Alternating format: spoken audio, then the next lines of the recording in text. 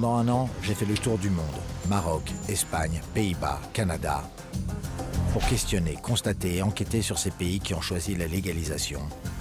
Et j'étais loin d'imaginer tout ce que j'allais découvrir.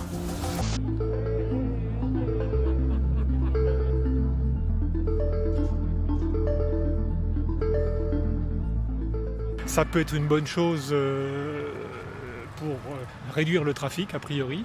Par contre, le côté légal, c'est peut-être la porte ouverte à ce que des plus jeunes qui ne l'auraient pas forcément fait tentent. Et un contraste saisissant entre la France et l'Allemagne cette semaine à ce sujet. Côté français, des opérations place nette, comme les a appelées le gouvernement, anti-drogue, avec près de 900 interpellations de trafiquants présumés dans une demi-douzaine d'agglomérations françaises.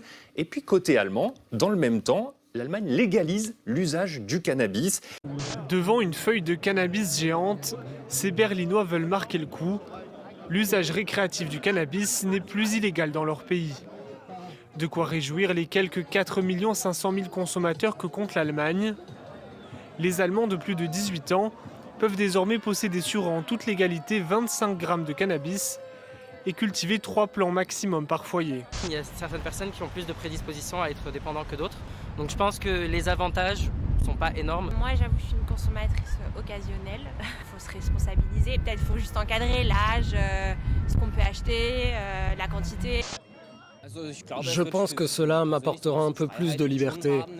On ne se sentira plus sous pression, on ne devra plus se cacher et on pourra se promener dans la rue à partir de 20h, s'asseoir près du canal, profiter de la fête tranquille ou fumer le week-end avec des amis, de manière décontractée. Et moi, je ne serais pas forcément contre la légalisation parce que, en fait, ça n'empêche pas que les gens fument. Et peut-être qu'ils ne fumeraient pas forcément beaucoup plus. C'est un peu comme l'alcool, hein. Faut pas en abuser. Le ministère de la Santé voit la mesure comme un moyen de casser le trafic et le marché noir, qui représenterait 4 milliards d'euros par an. Le marché noir prend de plus en plus d'ampleur. Le nombre de décès liés à la drogue a doublé au cours des 10 dernières années. Cela ne pouvait pas continuer ainsi. J'étais moi-même contre la légalisation du cannabis pendant des années, mais les études montrent que nous avons besoin d'une nouvelle méthode. Laquelle de ces deux voies vous semble la plus raisonnable ou la plus efficace ? J'ai un choc, je ne savais pas que c'était interdit de cultiver de la bœuf chez soi. Ah ben voilà. En France. On va appeler les forces de l'ordre pour vendre une visite. C'est terrifiant. Non, mais... Bonjour messieurs, un petit renseignement. J'aurais voulu savoir à peu près à combien je pourrais le vendre, ce petit pochon. Il y a des risques, mais est-ce que le mal n'est pas déjà fait dans le sens où il y a déjà des gens qui sont mal aujourd'hui alors qu'on pourrait les aider, il n'y a rien pour au final, il n'y a pas vraiment de prévention en fait. On a besoin en France. Alors je sais pas, attendez, on va les peser, on va voir. C'est une blague? Non, c'est un pote qui a oublié ça chez moi après une soirée. Et apparemment il a fait sa maison. Pour autant, si la consommation devient légale, l'achat de cannabis n'est pas encore possible. Il faudra attendre le 1er juillet et l'ouverture de Cannabis Social Club, des associations qui pourront vendre à leurs membres jusqu'à 50 grammes de cannabis par mois. Pour y adhérer, il faudra résider en Allemagne depuis au moins 6 mois. L'ensemble des intervenants en addictologie se prononcent pour une légalisation du cannabis. Parce que pour nous, ce n'est pas la promotion d'un produit psychoactif, mais ce serait la meilleure façon justement d'encadrer la consommation de ce produit et d'intervenir sur la prévention. On vit dans un pays qui fait la guerre au cannabis et pourtant le constat que vous dressez est édifiant. Il y a 2 fois plus de points de deal en France que de McDo. Bonjour monsieur. Bonjour. Je peux voir? Bien sûr. On va regarder combien il y a. Vous êtes monsieur? Merci beaucoup. C'est comment votre nom monsieur? Vincent. C'est un pote à vous qui a laissé ça? C'est un pote à moi qui a laissé ça. Il m'a dit que ça partait pas mal et qu'il se faisait un petit peu d'argent avec. Vous pensez que je peux le vendre combien ça? Tous les pays qui sont livrés à la guerre à la drogue, le premier d'entre eux, les États-Unis, ont abandonné cette politique-là. C'est un échec majeur. Quand il y a une demande, il y a une offre. Donc le résultat, c'est qu'aux États-Unis, 50% des États ont déjà légalisé la consommation de drogue douce.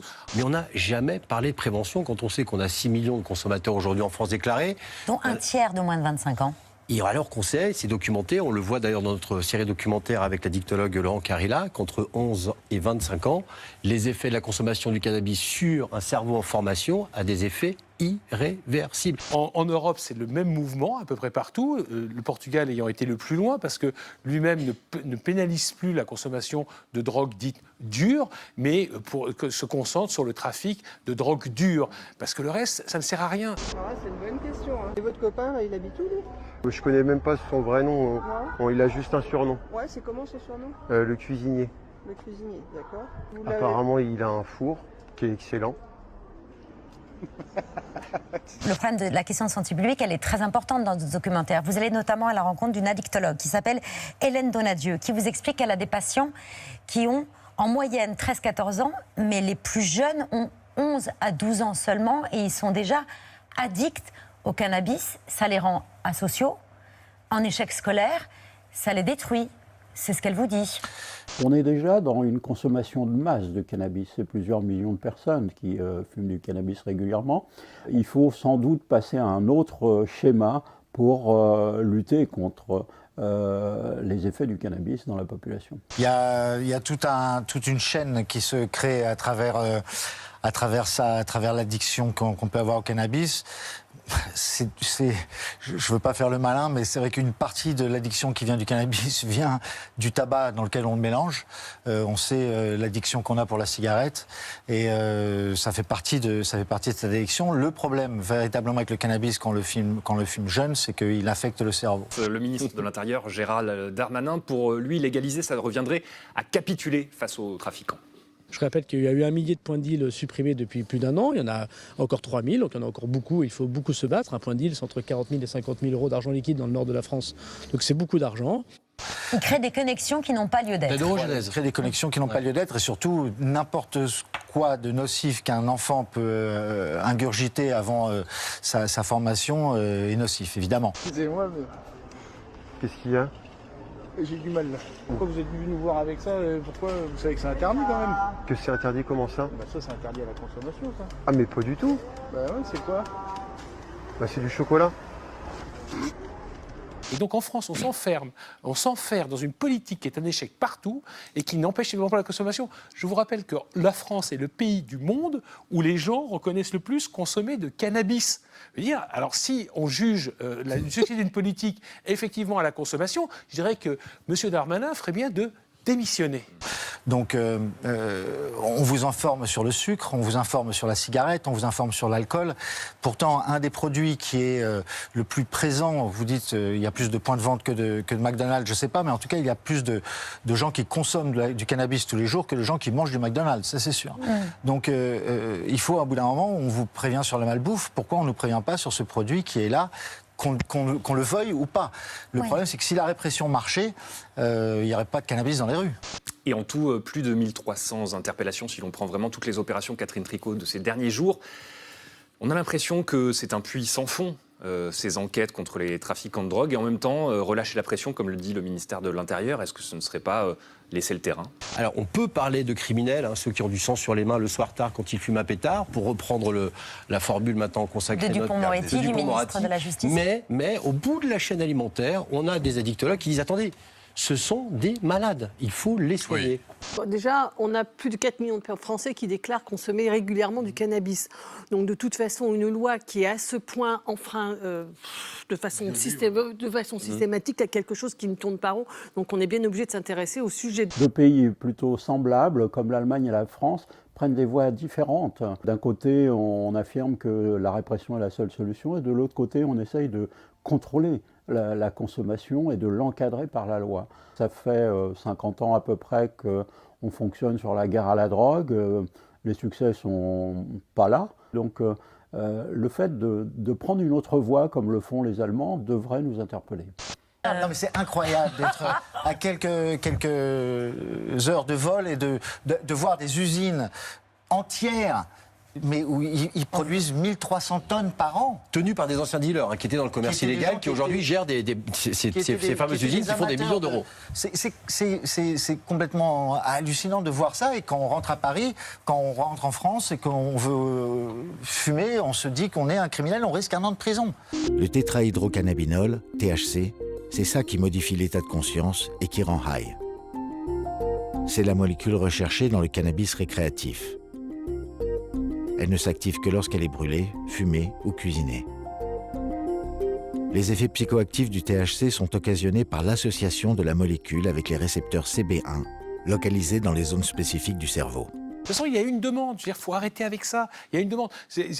Et en plus, il y a des drogues, c'est extraordinaire, il y a des drogues qui sont légales. Donc, par exemple, tous les antidépresseurs, les opioïdes, vous avez l'alcool, qui est une drogue, qui est quand même une drogue qui tue chaque année quand même des milliers et des milliers de personnes. Alors, il y a eu un exemple, je termine juste là-dessus, de prohibition aux États-Unis, où pendant 25 ans, on a prohibé la consommation d'alcool. Ça a été un échec majeur. Et ça a créé des mafias. Qu'est-ce que vous faites en France ?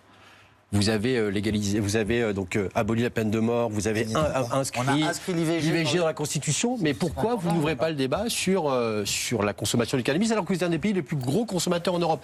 Et c'est une des raisons pour lesquelles, et d'ailleurs, de faire de publicité, on doit remercier France Télévisions qui, il y a 2 ans, a accepté de partir sur un sujet hautement inflammable, c'est de la nitroglycérine, il y a 2 ans. C'est pas à la faveur d'une opportunité médiatique en se disant demain les Allemands légalisent, on va sortir un sujet. Non, il y a 2 ans, on s'est posé la question avec les équipes de France Télévisions sur comment on pourrait évidemment traiter de ce sujet-là. Plus le taux de THC dans la plante est élevé, plus les effets sont importants, et c'est bien là le problème. Peu de consommateurs disposent de ce genre d'informations quand ils achètent du cannabis dans la rue, et surtout, la recherche scientifique sur les effets réels du THC ne fait que commencer. Ouais, c'est du chocolat. Mais c'est fait maison et tout, c'est excellent. Vous pouvez goûter, c'est vraiment excellent. Après, je vais peut-être pas tarder, moi. Bonjour, messieurs. Bon, c'est quoi? Il a toutes ses facultés, monsieur, là, ou pas? Bah, bien sûr. Par contre, ouais, bah, on va jouer jusqu'au bout, là. Je pense qu'on est une famille, une nation de buveurs. Et que ça ne fait pas partie de notre culture et que ça nous fait peur. Moi, ma mère est morte d'alcoolisme. Elle est morte, ça a pris 10 ans. J'ai jamais vu quelqu'un, si je vous raconte ce que j'ai vécu avec elle, si je mettais ça dans un film, vous me direz c'est pas possible. L'alcool, disponible à n'importe quel café, n'importe quelle station-service au milieu de l'autoroute, vous pouvez trouver de l'alcool. Je ne sais pas pourquoi, encore une fois. L'alcool où on vous dit exactement, on vous donne l'information de ce qui est dedans, de ça, mais qui est accessible par tous. Voilà, je trouve dommage qu'on ne puisse pas juste parler d'un problème qui est plus grave que juste, c'est pas une histoire de défense, c'est une histoire de philosophie. Et pensez à nos enfants, pensons à nos ados. Surtout à nos enfants. Ouais.